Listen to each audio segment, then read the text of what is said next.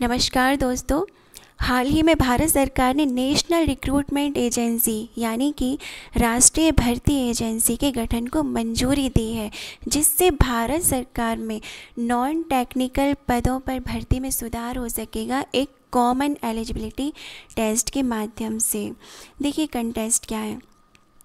National recruitment agency जो है NRA वो कॉमन एलिजिबिलिटी टेस्ट कंडक्ट कराएगी ग्रुप बी तथा ग्रुप सी के लिए, जो नॉन गैजेटेड पोस्ट होती हैं सरकार में और पीएसयूज़ में, पब्लिक सेक्टर बैंक में, उनके लिए। तो गैजेटेड और नॉन गैजेटेड पोस्ट क्या होती हैं? देखिए गैजेटेड पोस्ट वो होती हैं जिनको कुछ विशेष अधिकार प्राप्त होते हैं भारत सरकार में, उनके जो भी इंफॉर्मेशंस होती है उनसे रिलेटेड वो राजपत्र में प्रकाशित की जाती है। जैसे प्रमोशन से संबंधित जानकारी है, उनकी ट्रांसफ़र से संबंधित जानकारी है, अपॉइंटमेंट से संबंधित जो भी जानकारियाँ होती हैं वो राजपत्र में प्रकाशित की जाती हैं और उन्हें ऑफिसर कहा जाता है। हम कहते हैं ना गैजेटेड ऑफिसर, वही। तो उन्हें विशेष अधिकार प्राप्त होते हैं। और नॉन गैजेटेड पोस्ट जो होती हैं इन्हें कोई ऐसे विशेष अधिकार प्राप्त नहीं होते और इनको एम्प्लॉयज़ कहा जाता है। इनकी जो भी इंफॉर्मेशन होती है वो गैजेट में या फिर राजपत्र में प्रकाशित नहीं होती। इन्हें अराजपत्रित पोस्ट कहा जाता है। तो सीईटी का एम क्या है? ये मल्टीपल एग्ज़ाम कंडक्ट होते हैं जो प्रत्येक वर्ष अलग अलग एजेंसीज़ के द्वारा उनको एक सिंगल ऑनलाइन टेस्ट के में बदल देगा। एनआरए क्या करेगा? इससे रिक्रूटमेंट की जो प्रोसेस होगी, भर्ती की जो प्रक्रिया होगी, उसमें ट्रांसपेरेंसी के साथ साथ सरलता भी आएगी। एनआरए किसके अंतर्गत आता है? भारत सरकार के department of personal and training के अंतर्गत कार्य करेगा। अब अभी देखिए क्या चलता है। जो गवर्नमेंट जॉब सीकर्स होते हैं तो वो नौकरी पाने के लिए अलग अलग एजेंसीज़ के अलग अलग परीक्षाएं देते हैं। इससे उन पर फ़ीस का बर्डन और ट्रैवलिंग का तथा अलग अलग समस्याएं आती हैं। जैसे कहीं दूर सिटीज़ में जाना है, दूसरी सिटी में परीक्षा देने के लिए जाना है, तो उनको पहले से सोचना पड़ता है, एक माइंड सेट करना पड़ता है और दिमाग पे प्रेशर भी बढ़ता है। ट्रैवलिंग के कारण थकावट भी हो जाती है और कहीं और रहने से खर्चा भी बढ़ता ही है। तो ये सारी चीज़ें कम होंगी। एनआरए इन सारे दर्द को दूर करेगा। ये प्रिलिमिनरी टेस्ट कंडक्ट कराएगा। उसके बाद जो भी एजेंसीज़ हैं, है ना, ये अभी 3 एजेंसीज़ के लिए होगा, एसएससी, आईबीपीएस और आरआरबी के लिए। बाद में इसमें 20 और जुड़ जाएंगी। तो जो भी एजेंसीज़ अपने अकॉर्डिंग रिक्रूटमेंट की जो प्रक्रिया है वो अपनाएंगी। कुछ एजेंसीज़ का कहना है कि हम इसी को ही अडॉप्ट करेंगे। जो भी मेरिट लिस्ट आएगी सीईटी की, उसके बेसिस पे कैंडिडेट्स को रिक्रूट कर लेंगे। कुछ एजेंसीज़ आगे की प्रक्रिया अपनाएंगी, मेंस और इंटरव्यू की। कुल मिला के कैंडिडेट्स का बर्डन कम करने के लिए ये कदम है। तो एनआरए क्या है? तो ये जो एनआरए है एक सोसाइटी रजिस्ट्रेशन एक्ट 1860 के अंतर्गत रजिस्टर्ड सोसाइटी है ये। और इसका चेयरमैन कौन होगा? तो भारत सरकार के सेक्रेटरी के रैंक का जो पर्सन होगा वो इसका चेयरमैन होगा एनआरए का। साथ ही साथ रेलवे मंत्रालय, फाइनेंस मंत्रालय, एसएससी, आरआरबी और आईबीपीएस, इनके रिप्रेजेंटेटिव्स, प्रतिनिधि भी इसमें शामिल होंगे।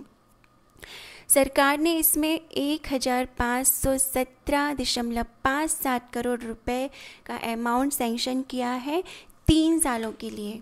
देखते हैं इसके फीचर्स क्या हैं सीईटी के। तो इनिशियली क्या होगा, अभी मैंने बताया कि एसएससी, आरआरबी और आईबीपीएस, इन 3 एजेंसीज़ के लिए नॉन टेक्निकल पदों पर ग्रुप बी तथा ग्रुप सी की पोस्ट के लिए ये प्रक्रिया अपनाई जाएगी।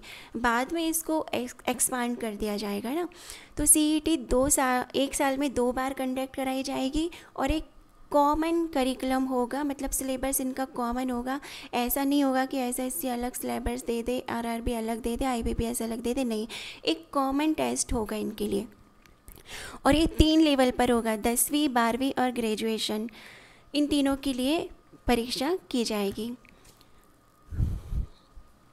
सीईटी का जो फर्स्ट लेवल टेस्ट होगा, जो शॉर्ट लिस्ट कैंडिडेट्स होंगे, मतलब आपने एग्ज़ाम दिया, सबसे पहली बात तो आपको रिज़ल्ट तुरंत हाथों हाथ मिल जाएगा क्योंकि ऑनलाइन टेस्ट होगा और जो स्कोर कार्ड है वो 3 साल तक वैलिड रहेगा।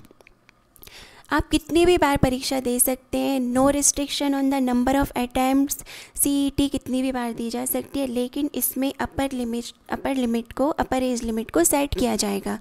और एससी एसटी तथा ओबीसी के कैंडिडेट्स जो होंगे उनके लिए कोई रूल अपनाया जाएगा एज रिलैक्सेशन के संबंध में। तो जो परीक्षा होगी, देखिए अभी तक क्या होता है, हिंदी और अंग्रेजी माध्यम दो में परीक्षा होती हैं ज़्यादातर। अब ये जो परीक्षा होगी वो मल्टीपल लैंग्वेज में होगी, मतलब 12 भाषाओं में परीक्षा कराई जाएगी। तो जो स्कोर कार्ड होगा सीईटी का वो वैलिड कब से कब तक होगा, तो आपने एक बार परीक्षा दी, अब ये स्कोर कार्ड आपका 3 सालों के लिए मान्य होगा। लेकिन फिर भी आपका अगर स्कोर बेस्ट नहीं है, आपको लगता है कि आपके कम अंक आए हैं, तो आप दोबारा परीक्षा दीजिए और उसमें अगर आपके नंबर अच्छे आते हैं तो आप उन नंबर को यूज़ कर पाएंगे। मीन्स जो बेस्ट स्कोर होगा वो वैलिड माना जाएगा। मान लीजिए आपके अभी अंक 100 आए हैं, आपको लगता है कि कम है, तो आप फिर से परीक्षा दीजिए। अब अगर आपके 110 आ जाते हैं तो आपके 110 मान्य किए जाएंगे। इसी तरह मान लीजिए आपके पहले अंक 100 आ गए थे, आपने दोबारा परीक्षा दी, आपके 95 अंक आए हैं, तो कौन से मान्य होंगे, 100 मान्य होंगे। मीन्स जो बेस्ट स्कोर होगा वही वैलिड होगा। ठीक है, चलिए आगे चलते हैं। तो इसमें स्टूडेंट्स का क्या फ़ायदा है? स्टूडेंट का फ़ायदा ये है कि सबसे पहली बात तो बहुत सारी परीक्षाएं देने से बच सकेंगे और फाइनेंशियल बर्डन कम होगा। जो बार बार फ़ीस भरते हैं ना, फ़ीस का और ट्रैवलिंग का खर्चा, वो सब कम होगा। ज़्यादा लोड नहीं लेना पड़ेगा। और एग्ज़ामिनेशन अगर अपनी ही सिटी में, अपनी डिस्ट्रिक्ट में होगी तो ये वुमेन कैंडिडेट्स को एनकरेज करेगा, ज़्यादा से ज़्यादा वुमेन इसमें शामिल हो पाएंगी। ज़्यादातर महिलाओं के साथ ये समस्या होती है कि अगर कोई परीक्षा दूसरी सिटी में है तो अकेले ट्रैवल करने में उनको समस्या होती है, तो परिवार का कोई ना कोई सदस्य उनके साथ जाना ही अनिवार्य होता है। अकेले ट्रैवल नहीं कर सकती और वो वंचित रह जाती हैं परीक्षा से। तो इसके माध्यम से अब अपनी सिटी में ही परीक्षा है तो बहुत सी वुमेन इसमें भाग ले पाएंगी। अब इसमें क्लैशिंग नहीं होगी एग्ज़ामिनेशन की। हम देखते हैं कई बार एक परीक्षा है, उसी के साथ दूसरी परीक्षा आ जाती है, तो कई सारे कैंडिडेट्स वंचित रह जाते हैं एक परीक्षा से। तो इससे ये वाली जो समस्या है वो दूर होती है कि आपका दो एग्ज़ाम एक साथ नहीं होंगे, क्योंकि हमें अब एक ही परीक्षा देना पड़ेगी। देखिए इंस्टीट्यूशंस को क्या लाभ मिलेगा अब इससे।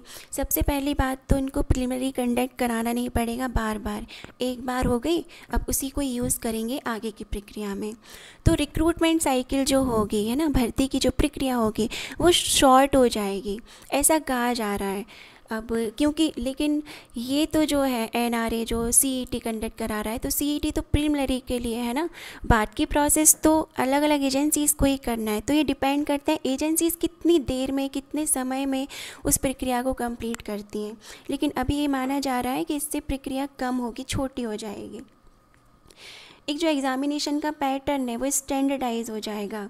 और अभी तक 2.5 से 3 करोड़ लोग शामिल होते हैं, गवर्नमेंट की वैकेंसीज़ निकलती हैं, 1.5-1.25 लाख वैकेंसीज़ निकलती हैं, ऐसा सरकार का कहना है कि 1.25 लाख वैकेंसीज़ निकलती है प्रत्येक वर्ष ग्रुप बी तथा ग्रुप सी के लिए।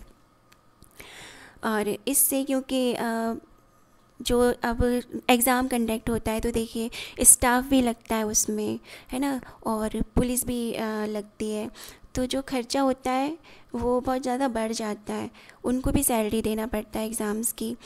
तो 600 करोड़ रुपए की सेविंग होना है इसके माध्यम से। अब अभी तक जो भी पढ़ा वो एक ही स्लाइड पे शॉर्ट में हम डिस्कस कर लेते हैं कि एनआरए एक सीईटी कंडक्ट कराएगा, कॉमन टेस्ट सरकारी जॉब में भर्ती के लिए। इसके 3 सेक्टर्स के लिए है फ़िलहाल, तो ये आरआरबी, एसएससी और आईबीपीएस के लिए, बाद में ये और भी एजेंसीज़ के लिए हो जाएगा। ये 3 लेवल पे होगा, ग्रेजुएशन, 12th पास और 10th पास के लिए, नॉन टेक्निकल पोस्ट के लिए होगा ये। साथ ही साथ एग्ज़ाम 12 भाषाओं में होगा और साल में 2 बार कंडक्ट किया जाएगा। ठीक है, और कॉमन सिलेबस रहेगा इसका। जो स्कोर कार्ड होगा वो 3 साल तक के लिए वैलिड रहेगा, तो स्टूडेंट बहुत बार पेपर इसका दे पाएंगे। जो बेस्ट स्कोर होगा वही मान्य रहेगा, वही वैलिड रहेगा। अब अभी तक हमने जो भी डिस्कशन किया है वो सारी अच्छी अच्छी बातें, फ़ायदे ही फ़ायदे हैं, लेकिन इसके शायद कुछ नुकसान भी होंगे। हमें देखना पड़ेगा कितना कॉस्ट इफ़ेक्टिव होगा ये, क्योंकि एक ही बार परीक्षा हो रही है तो शायद इसका कॉस्ट थोड़ा सा ज़्यादा हो, मे बी, अभी कोई डिसाइड नहीं है ऐसा। और जो सरकार का दावा है कि 1.25 करोड़ वैकेंसीज़ प्रत्येक वर्ष निकलती हैं, उनके लिए इतने लोग अप्लाई करेंगे तो बेनिफिशियल होगा।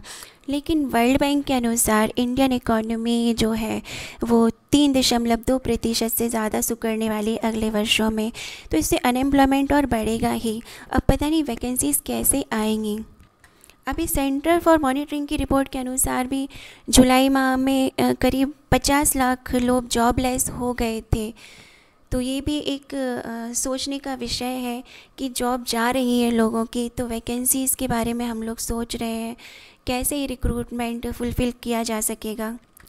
खैर, फिर भी 2021 से ये प्रक्रिया लागू हो जाएगी। अगर सही से इम्प्लीमेंट होता है तो ये एक बहुत अच्छा कदम माना जाएगा। आज की डिस्कशन में इतना ही। Thank you very much for listening.